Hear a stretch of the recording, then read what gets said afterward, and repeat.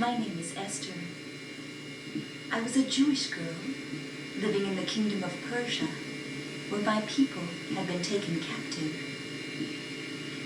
When my father and mother died, I was taken in by my relative Mordecai, who raised me and cared for me as his own daughter. It was a humble beginning to be a member of a captive people and an orphan. I could not have known that God had plans of greatness for me. I learned that our sovereign God is full of surprises. It so happened that King Xerxes' wife displeased him, and that he resolved to find a new wife.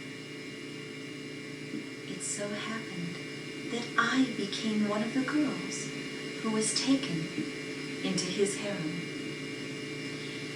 It so happened that Haggai, who was in charge of the harem, favored me and gave me 7 maids of my own, special food and beauty treatments, and the very best place in the harem.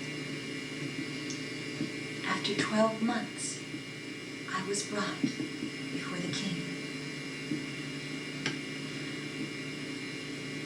It so happened that he was more attracted to me than any of the other girls. And it so happened that I, a Jewish orphan girl, became Queen of Persia. Was all this just a series of coincidences? I think not. Now Mordecai was a very wise man. He cautioned me not to reveal my nationality to my husband. Mordecai was also a very loyal man, and he uncovered a plot to assassinate the king, thus saving his life. Mordecai was also a very godly man, and he would not kneel down when the king's chief official, Haman, passed by. Haman was furious, and he resolved to kill not only Mordecai, but all the Jews in the kingdom of Persia. Mordecai sent me word of this, urging me to go to the king, to beg for mercy, and to plead with him for my people. But I sent word back to Mordecai, explaining that any person who entered the king's inner court without being summoned could be put to death. The only exception would be for the king to extend his golden scepter to that person, thus saving that person's life. Mordecai sent me one more message, and I'll never forget the last words. He said, "And who knows but that you have come to royal position for such a time as this."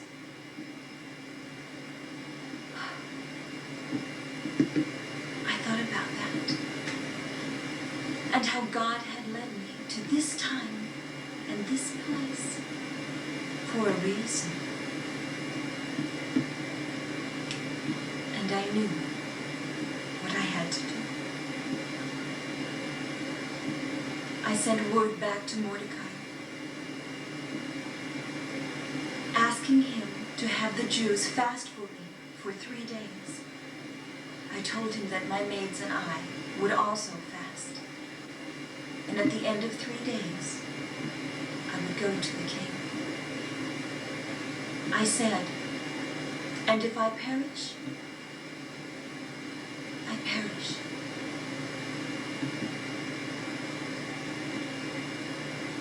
The day came for me to enter the king's court, and I found myself slowly walking into his inner courtroom, my head down, my eyes averted. And then slowly, when I knew I was nearing enough, I lifted my head and my eyes, and I saw the king smiling at me and extending his royal scepter to me. And again I knew this was no coincidence. It was as if God himself were smiling at me and the mission he had prepared for me. Gradually, I revealed to the king Haman's plot, and the king made some very wise decisions. He decided to reward Mordecai for his faithfulness to him by elevating him to Haman's position. And he decided to have Haman hanged on the very gallows he had prepared for Mordecai. But best of all, my sisters, my people were not destroyed. All because God chose to use a Jewish orphan girl at this time in history.